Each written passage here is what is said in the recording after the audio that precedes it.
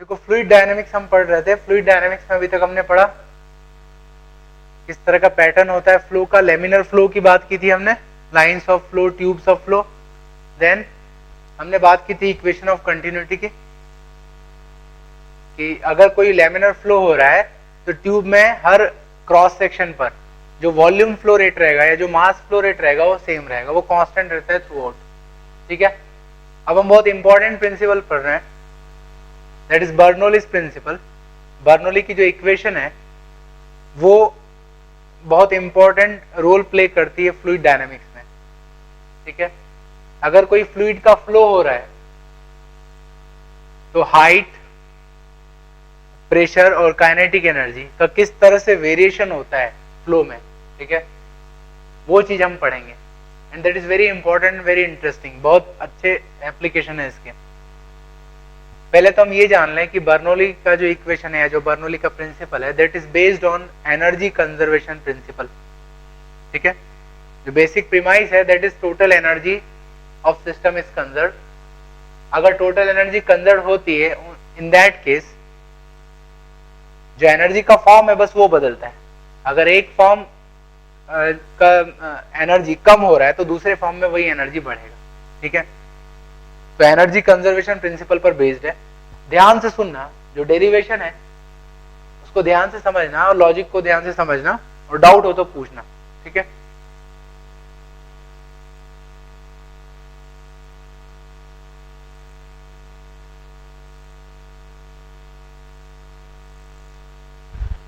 देखो laminar flow हो रहा है, किसी फ्लूइड का लेमिनर फ्लो हो रहा है, उस फ्लो को मैं कंसिडर कर रहा हूं, उसका एक ट्यूब ऑफ फ्लो बना रहा हूं। जिस ट्यूब में फ्लो हो रहा है उस ट्यूब ऑफ फ्लो को मैं बना रहा हूं। ठीक है,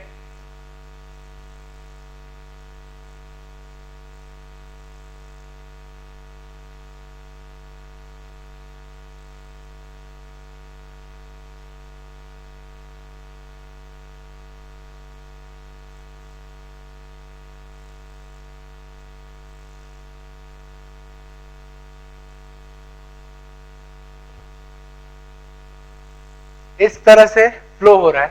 मैंने कोशिश की है कि इस फ्लो में मैं हाइट को, स्पीड को और प्रेशर को वेरी कर सकूं। तो जो भी मैंने ट्यूब बनाई है उसमें आप देख सकते हो एक एंड लोअर हाइट पर है और दूसरा एंड जो है वो उसकी हाइट ज्यादा है। ठीक है, so that gravitational potential energy में वेरिएशन आएगा। इसके अलावा आप देख सकते हो मैंने क्रॉस सेक्शन भी वेरी किया, नॉन यूनिफॉर्म लिया है। इस तरफ क्रॉस सेक्शन ज्यादा है, इस तरफ क्रॉस सेक्शन कम है। लेमिनर फ्लो हो रहा है इसके अंदर। सबसे पहली बात समझो, फ्लूइड डायनेमिक्स में हमने पहले पढ़ा इक्वेशन ऑफ कंटिन्यूटी। तो इक्वेशन ऑफ कंटिन्यूटी तो यहां पर हर लेमिनर फ्लो में एप्लीकेबल होगा। क्या होता है इक्वेशन ऑफ कंटिन्यूटी? ए और वी का प्रोडक्ट जो है that is volume flow rate, वो हर क्रॉस सेक्शन पर सेम होगा। तो अगर यहाँ लेमिनर फ्लो हो रहा है तो यहां भी आप समझ सकते हो हर क्रॉस सेक्शन पर ए और वी का प्रोडक्ट सेम रहेगा। ठीक है, तो समझना है इस चीज को। एरिया चेंज हो रहा है तो एरिया चेंज होने के कारण स्पीड भी चेंज हो जाएगी। ठीक है, तो यहाँ एरिया कम है, यहाँ एरिया ज्यादा है। ठीक है, तो स्पीड यहां ज्यादा होगी और स्पीड यहां पर कम होगी, right, because of equation of continuity. तो स्पीड चेंज हो रही मतलब काइनेटिक एनर्जी का भी चेंज होगा। जो भी हमने ट्यूब कंसिडर की है इसमें फ्लूइड की पोटेंशियल एनर्जी चेंज हो रही है, काइनेटिक एनर्जी चेंज हो रही है, और साथ में प्रेशर का भी वेरिएशन होगा। इसको अभी हम प्रूव करेंगे। ठीक है, समझना।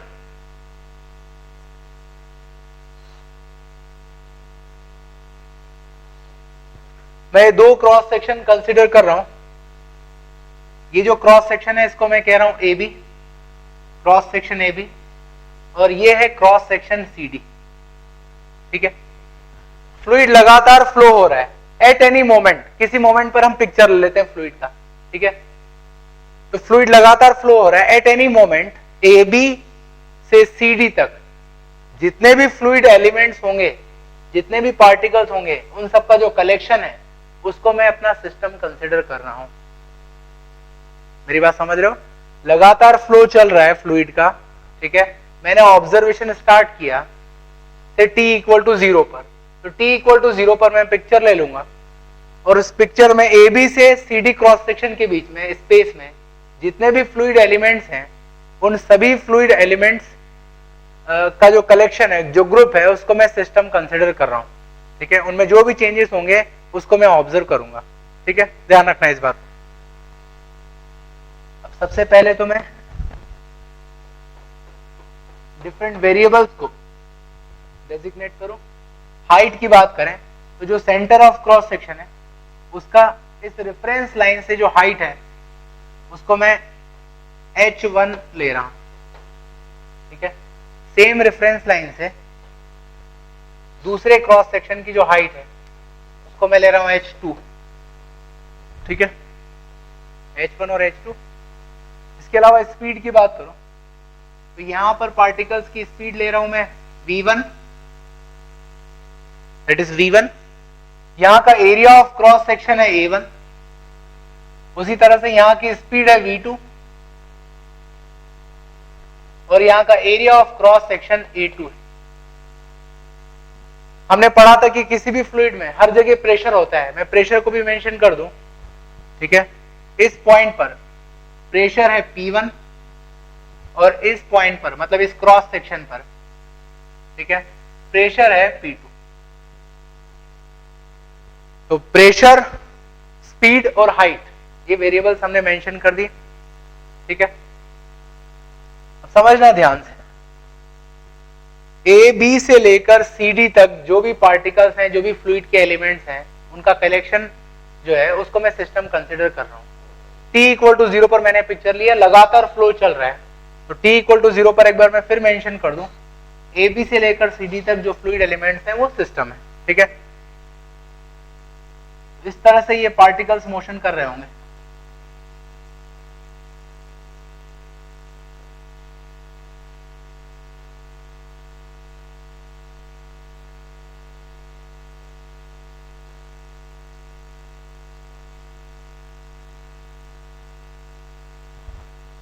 तो ए बी से लेकर सी डी तक जो भी पार्टिकल्स हैं इस मोमेंट पर वो सारा सिस्टम है। ठीक है, अब मैं वर्क एनर्जी थ्योरम लगाऊंगा। इस वर्क एनर्जी थ्योरम क्या कहता है? Work done on the system is equal to change in mechanical energy of system. Work done on system is equal to change in mechanical energy of system. ठीक है, तो मैंने जो सिस्टम कंसिडर किया है ए बी से लेकर सी डी तक, इस पर कौन फोर्सेस लगाएगा? ठीक है, अब समझना, ए बी से लेकर सी डी तक सिस्टम है, ए बी के लेफ्ट साइड में भी फ्लूइड है और सी डी के राइट साइड में भी फ्लूइड है, और फ्लूइड जहां भी मौजूद होगा वहां पे प्रेशर होगा और प्रेशर के कारण फोर्स लगेगा। ठीक है, तो बताओ ए बी के लेफ्ट साइड में जो फ्लूइड है, ए बी पॉइंट पर मैंने प्रेशर P1 लिया है, तो लेफ्ट साइड का जो फ्लूइड है वो कितना फोर्स लगाएगा इस सिस्टम पर और किस डायरेक्शन में वो फोर्स लगेगा? हाँ, तो लेफ्ट साइड का जो फ्लूइड है इसको प्रेस करेगा इस तरफ, तो राइट डायरेक्शन में फोर्स लगेगा, और वो फोर्स कितना होगा? हाँ, that force is equal to pressure P1 into area A1। तो सिस्टम के जो लेफ्ट साइड में फ्लूइड है वो इस सिस्टम को इस तरफ प्रेस करेगा विद फोर्स P1 A1। ऐसे ही सिस्टम के राइट साइड में जो फ्लूइड है तो प्रेशर मैंने P2 लिया है, कितना फोर्स लगाएगा और किस डायरेक्शन में लगाएगा? तो जो फ्लूइड है वो इस सिस्टम को इस तरफ प्रेस करेगा। डायरेक्शन में तो कोई प्रॉब्लम नहीं ना, हमने देखा था फ्लूइड किस तरह से फोर्स लगाता है। तो फ्लूइड इस तरफ फोर्स लगाएगा और वो फोर्स जो है वो कितना होगा? Pressure into area. ठीक है, अब हम जान रहे हैं मैंने जो फ्लो कंसिडर किया है वो फ्लो इस तरफ किया है, तो फ्लूइड एलिमेंट्स इस तरह से फ्लो कर रहे हैं। अब समझना, सिस्टम ए बी से लेकर सी डी तक जो भी पार्टिकल्स है वो हमारा सिस्टम है, ये फोर्स उसको प्रेस करेगा तो ये आगे शिफ्ट होंगे और ये अपोजिट डायरेक्शन में प्रेस करेगा। हम जानते हैं कि नेक्स्ट मोमेंट पर जो पूरे फ्लूइड एलिमेंट्स है वो अपनी जगह बदल लेंगे, इस तरह से फ्लो चल रहा है। ठीक है, तो कुछ समय के बाद ये सिस्टम आगे की तरफ शिफ्ट हो जाएगा। तो F1 और F2 दोनों ने इस सिस्टम पर वर्क किया। ठीक है, dt टाइम इंटरवल में जो भी डिस्प्लेसमेंट होगा उसको मैं कंसिडर करूं। t इक्वल टू 0 का पिक्चर है ये, तो dt टाइम में कितना शिफ्ट होगा? तो बोलो, ये जो लेयर थी AB, यहां के जो पार्टिकल्स हैं वो dt टाइम में कितना डिस्प्लेस करेंगे? उनकी स्पीड क्या है? v1, so displacement would be v1 into D T. समझ रहे हो? तो जो पार्टिकल्स हैं वो डिस्प्लेस हो जाएंगे और उनका जो डिस्प्लेसमेंट है that is v1 into D T. तो जो भी पार्टिकल्स यहां थे अब वो पार्टिकल यहां पर पहुंच गए। इस नई क्रॉस सेक्शन को मैं लिख रहा हूं a dash b dash.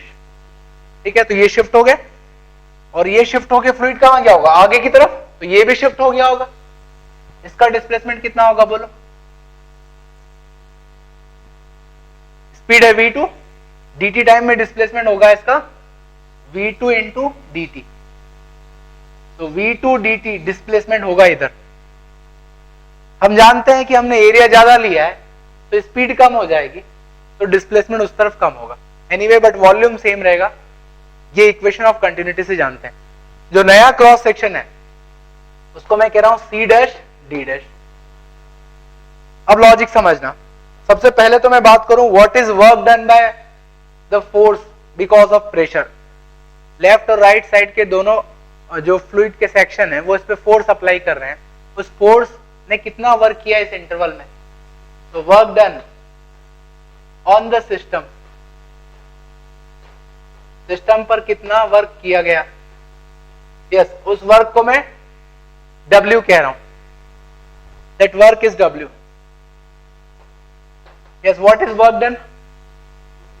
Force into displacement. अगर फोर्स और डिस्प्लेसमेंट मतलब फोर्स का मैग्नीट्यूड सेम रहता है, यूनिफॉर्म रहता है, तो हम सीधे फोर्स इंटू डिस्प्लेसमेंट लिख सकते हैं वर्क को।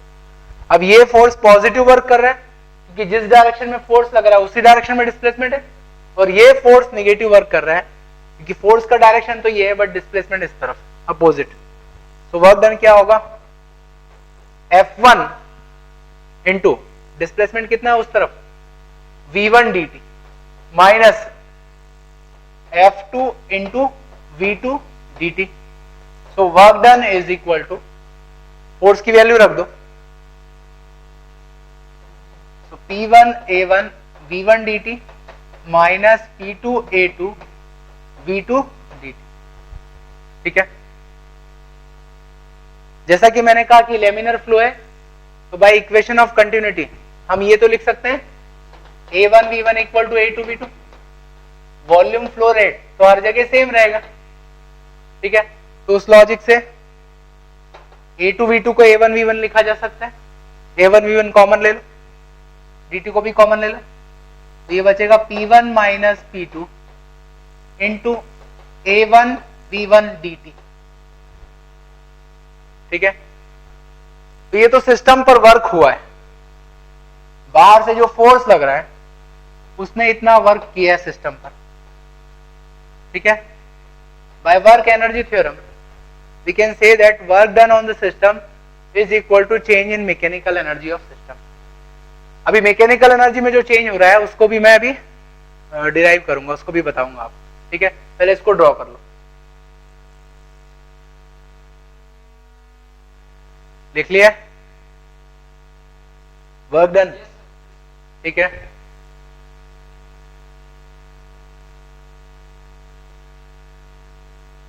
अब सिस्टम की मैकेनिकल एनर्जी में जो चेंज होगा उसको हम लिखेंगे। समझना ध्यान से। सिस्टम जो हमने t इक्वल टू 0 पर कंसिडर किया था, कलेक्शन ऑफ पार्टिकल, वो कहां से कहां तक था? ए बी से लेकर सी डी तक जितने भी पार्टिकल्स थे वो सिस्टम का पार्ट। फोर्स लगने के कारण जो सिस्टम है उसकी पोजीशन शिफ्ट हो जाएगी। ठीक है, अब ये पार्टिकल शिफ्ट हो गए। जो पार्टिकल t इक्वल टू 0 पर यहां था ए बी पर, अब वो dt टाइम के बाद कहां आ चुका है? a dash b dash. ऐसे ही जो सी डी पर था पार्टिकल वो आ चुका है C dash D dash line. ठीक है, तो शिफ्ट हो गया पूरा सिस्टम। तो सिस्टम की एनर्जी में चेंज आएगा। एनर्जी में चेंज हमें कैलकुलेट करना है, समझना ध्यान से। ए बी से लेकर जो सी डी तक सिस्टम था, जो पार्टिकल्स थे उनकी एनर्जी को मैं लिख रहा हूं, ड्रॉ कर रहा हूं। ए बी से लेकर ए डैश बी डैश तक एनर्जी को मैं E1 कह रहा हूं। यहां तक जो पार्टिकल्स थे उनकी टोटल एनर्जी को मैं E1 कह रहा हूं, और ए डैश बी डैश से लेकर सी डी तक जो पार्टिकल्स थे उस समय उनकी एनर्जी को मैं E2 कह रहा हूं। ठीक है, तो सिस्टम की इनिशियल एनर्जी क्या होगी? Initial energy of system, initial energy of system is equal to E1 plus E2। मैंने दो पार्ट में ले लिया, ए बी से सी डी तक सिस्टम है, यहां से यहां तक एनर्जी जो है, मतलब जो पार्टिकल्स की एनर्जी वो E1 है, यहां से यहां तक के पार्टिकल्स की टोटल एनर्जी E2 है। तो ये इनिशियल एनर्जी है। अब मैं फाइनल एनर्जी की बात करूं, क्या होगा dt टाइम के बाद? पार्टिकल सारे खिसक गए। अब सिस्टम हमारा कहां से कहां तक है? a डैश b डैश से लेकर c डैश d डैश तक। अब लॉजिक समझना, यहां तक जो सारे पार्टिकल्स है उनकी एनर्जी को लिखना है हमें। अब देखो, सपोज इस पार्टिकल की बात करूं मैं, ये t इक्वल टू 0 पर मैंने पिक्चर लिया था, ये पार्टिकल इस तरफ जा रहा है, इसकी कुछ ना कुछ स्पीड होगी, मान लो 10 मीटर पर सेकंड इसकी स्पीड है और ये उसकी डायरेक्शन है और इसकी पर्टिकुलर हाइट। क्या होगा कुछ समय के बाद? ये आगे चला जाएगा, बट हम जानते हैं कि लेमिनर फ्लो में स्ट्रीमलाइंस बनती है और इसके जो पीछे वाले फ्लूइड एलिमेंट्स हैं वो क्या करते हैं? आगे वाले एलिमेंट्स के कॉपी करते हैं। तो ये आगे चला गया, बट उसके पीछे वाला जो पार्टिकल आएगा या जो एलिमेंट आएगा वो उसकी जगह लेगा और उसकी जो स्पीड और जो एनर्जी थी वही की वही एनर्जी अब पीछे वाले पार्टिकल की हो जाएगी। समझ रहे हो ना इस चीज को? तो a डैश b डैश से लेकर c डैश सी डी तक, a डैश b डैश से लेकर सी डी तक जितने भी पार्टिकल्स पहले थे उनकी टोटल एनर्जी E2 थी। अब ये सिस्टम खिसक गया, पार्टिकल्स बदल गए, पार्टिकल 1 मान लो ये 1 है तो इसकी जगह 2 आ जाएगा, 3 की जगह 4 आ जाएगा। बट क्या एनर्जी में चेंज आएगा? a डैश b डैश से लेकर सी डी तक पार्टिकल्स बदल गए, बट जो नए पार्टिकल आ रहे हैं उनकी भी वही स्पीड थी जो पिछले वाले पार्टिकल्स की। तो a डैश b डैश से लेकर सी डी तक जितने भी पार्टिकल्स पहले थे और अभी हैं उनकी टोटल एनर्जी सेम रहेगी। क्या कोई डाउट है? क्योंकि ये लेमिनर फ्लो है तो इसमें जो फ्लूइड का मोशन होता है उसमें एक ऑर्डर होता है, जो आगे वाले पार्टिकल्स करते हैं वही पीछे वाले पार्टिकल्स भी करेंगे। समझ रहे हो ना? तो dt टाइम के बाद जो पार्टिकल्स हमें दिख रहे हैं यहां से लेके यहां तक, उन सबकी टोटल एनर्जी कितनी रहेगी?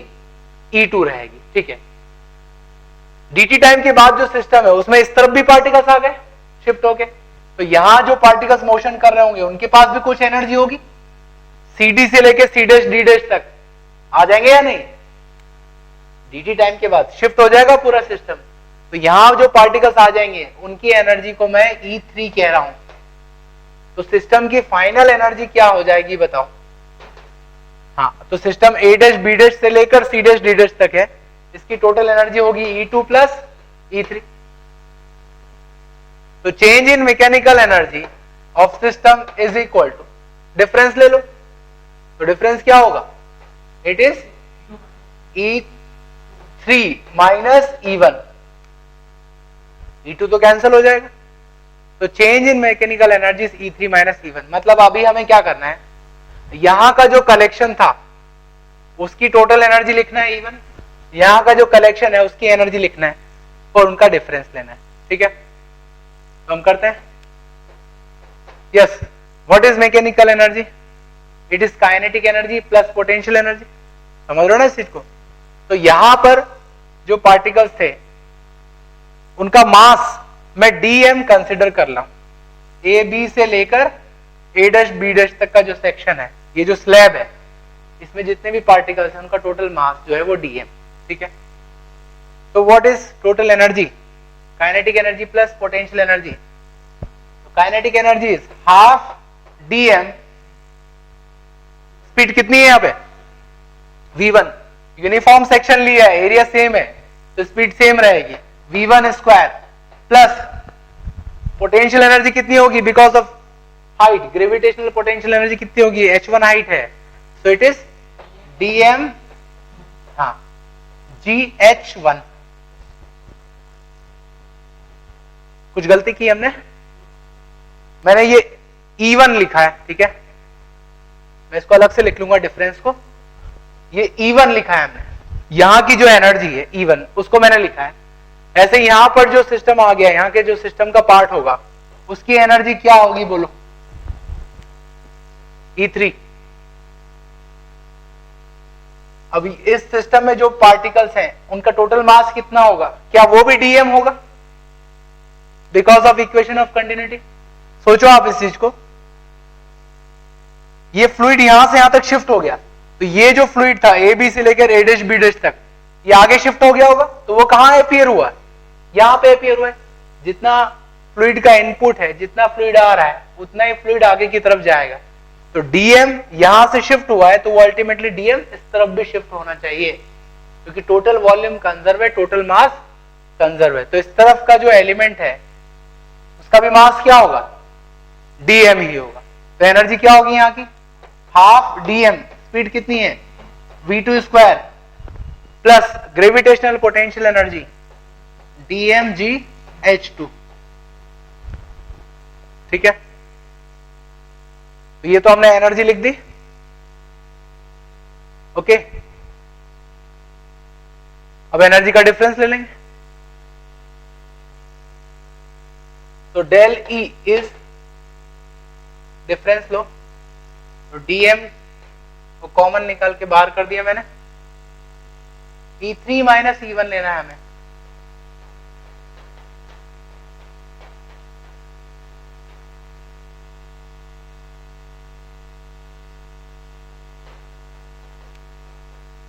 ठीक है,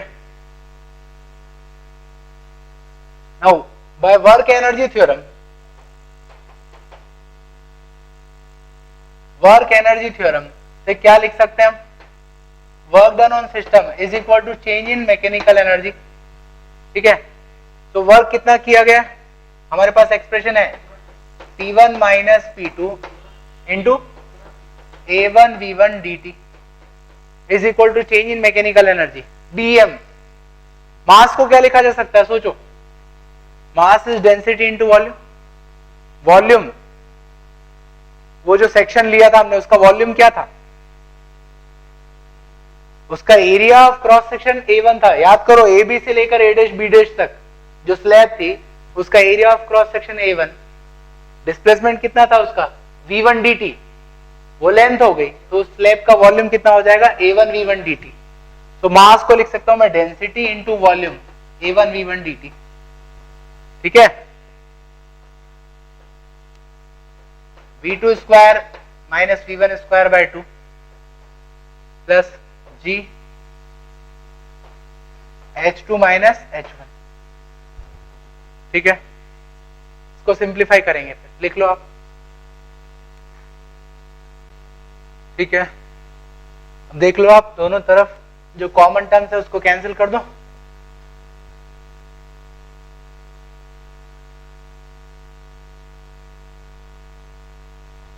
क्या मिलेगा, P1 minus P2 is equal to row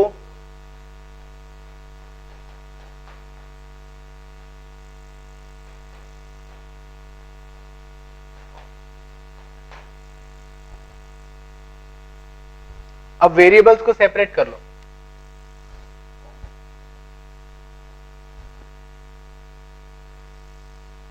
so P1 plus rho g H1 plus half rho V1 square is equal to P2 plus rho g H2 plus half row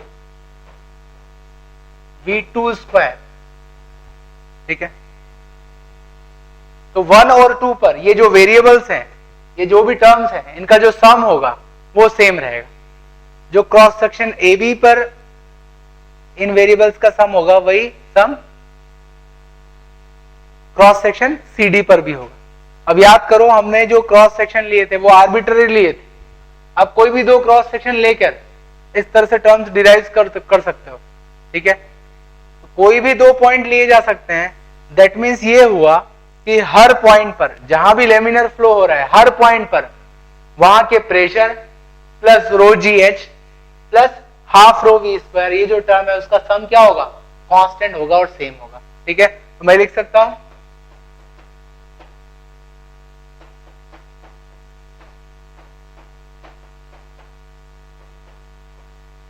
in a laminar flow at every point the sum of pressure at that point plus rho gh, h is height of that point from reference level, and half rho v square, v is speed of fluid element at that point, is constant. हर जगह ये जो सम है ये constant रहेगा, that is Bernoulli's equation. ठीक है, अब इसका इंपॉर्टेंस बताता हूं मैं. ये जो डिराइव किए हमने टर्म्स, इनका क्या मीनिंग है. ठीक है, तो ये जो टर्म होगा इसका सम हर जगह सेम रहेगा, हर पॉइंट पर सेम रहेगा. अब एक एक करके इनका मतलब समझते हैं. P plus rho g h plus half rho v square is constant.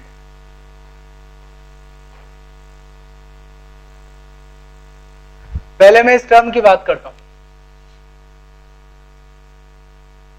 अगर m मास का फ्लूइड फ्लो कर रहा है और उसकी स्पीड v है तो उसकी काइनेटिक एनर्जी क्या होगी, हाफ एम वी स्क्वायर.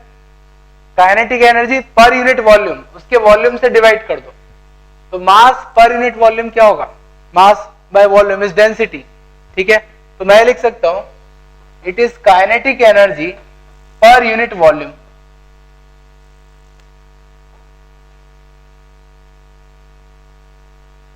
जहां भी फ्लूइड का फ्लो हो रहा है, ठीक है, जिस पॉइंट को आप कंसीडर कर रहे हो, तो वहां पर यूनिट वॉल्यूम में जो काइनेटिक एनर्जी होगी, ठीक है, उसको ये टर्म रिप्रेजेंट कर रही है, हाफ रो वी स्क्वायर.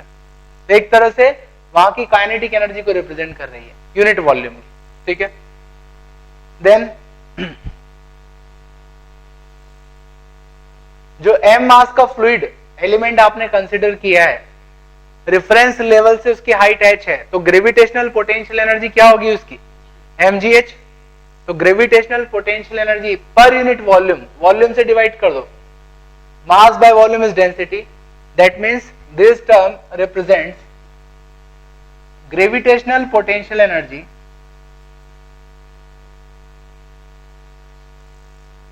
पर यूनिट वॉल्यूम.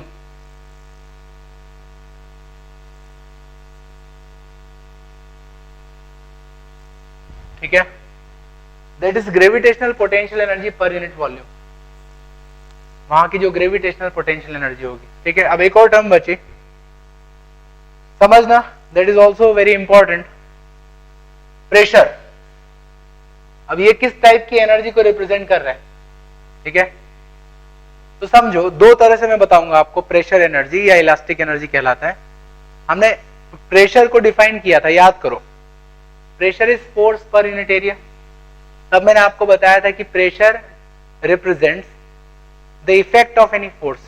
मैंने बताया था आपको कि इस दीवार पर मैंने फोर्स अप्लाई किया तो उसका फोर्स का इफेक्ट किस बात पर डिपेंड करेगा, याद करो उस चीज को.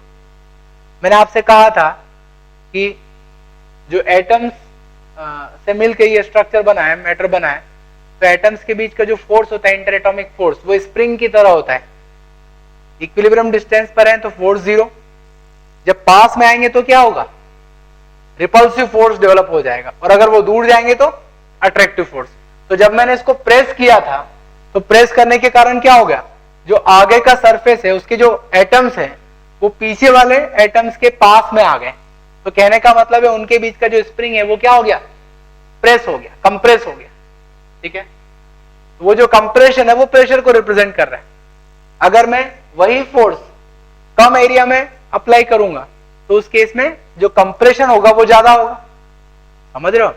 नाउ स्प्रिंग अगर कंप्रेस होता है तो उसके पास अपनी पोटेंशियल एनर्जी होती है नहीं, इलास्टिक एनर्जी इसको कहते हैं, हाफ के एक्स स्क्वायर. अब एक्चुअल में रियल स्प्रिंग नहीं है बट स्प्रिंग जैसा फोर्स है. दैट मीन्स एटम्स जब एक दूसरे के पास में आते हैं तो उनके बीच में एक पोटेंशियल एनर्जी डेवलप हो जाती है, इलास्टिक एनर्जी डेवलप हो जाती है. ऐसे जब दूर जाते हैं, जब टेंशन डेवलप होता है, तब भी उनके बीच में इलास्टिक एनर्जी डेवलप हो जाती है. तो जहां भी प्रेशर होगा वहां के एटम्स एक दूसरे के पास में आ गए होंगे, उनके बीच के स्प्रिंग दब गए होंगे, कंप्रेस हो गए होंगे, तो वहां पर पोटेंशियल एनर्जी होगी या नहीं. मेरी बात समझ रहे हो ना. तो एटम्स जितने पास होंगे उतनी ज्यादा उनके बीच की इलास्टिक एनर्जी ज्यादा होगी. तो जहां ज्यादा प्रेशर है वहां ज्यादा इलास्टिक एनर्जी होगी, जहां कम प्रेशर है वहां कम इलास्टिक एनर्जी होगी यूनिट वॉल्यूम में. ठीक है, तो इसको हम प्रेशर के कारण जनरेटेड जो इलास्टिक एनर्जी है उसके टर्म में समझ सकते हैं। तो that is nothing but elastic energy due to pressure per unit volume. Unit volume में जो इलास्टिक एनर्जी है, अगर प्रेशर 0 होगा तो वहां पे सिर्फ 2 ही टाइप की मैकेनिकल एनर्जी होगी, that is kinetic energy and gravitational potential energy. तो वो भी एक टाइप की पोटेंशियल एनर्जी है, दैट इज इलास्टिक एनर्जी। ये तो एक तरीका है। दूसरा तरीका समझने का, potential energy is what? Potential energy is nothing but it is related to work done by conservative force. For example, अगर इस पार्टिकल को मैं ऊपर ले जाता हूं तो इसकी ग्रेविटेशनल पोटेंशियल एनर्जी बढ़ती है, उसको हम वर्क डन बाय अर्थ के फॉर्म में भी समझा सकते हैं। अर्थ इस पे नीचे की तरफ फोर्स लग रहा है, उस फोर्स के अगेंस्ट आप इसको ऊपर ले जा रहे हो तो आपने इसकी ग्रेविटेशनल पोटेंशियल एनर्जी बढ़ा दी। वैसे ही अगर आप किसी ऑब्जेक्ट को या फ्लूइड को कंप्रेस कर रहे हो, प्रेशर लगा के फोर्स अप्लाई कर रहे हो, तो आप वर्क कर रहे हो। तो जो भी आपने वर्क किया है उसको प्रेस करने में, वो वर्क किस फॉर्म में अब स्टोर हो गया है? इलास्टिक एनर्जी या प्रेशर एनर्जी के फॉर्म में स्टोर हो गया। पहले वहां पे कोई भी प्रेशर नहीं था, अब आपने उसको प्रेस कर दिया, तो प्रेस करने के कारण एटम्स पास आ गए, तो इलास्टिक एनर्जी डेवलप हुई है। तो जो भी आपने वर्क किया है वो वर्क वहां पे पोटेंशियल एनर्जी के फॉर्म में स्टोर हो गया है। ठीक है, that is called pressure energy और elastic energy per unit volume. क्या मेरी बात क्लियर है? तो जहां भी फ्लूइड का फ्लो हो रहा है उसके पास 3 तरह की एनर्जी होगी, kinetic energy, gravitational potential energy and pressure energy और इलास्टिक एनर्जी। ठीक है, इज इट ओके? कोई डाउट है? तो मैं इसको लिख सकता हूं, इलास्टिक एनर्जी और pressure energy per unit volume.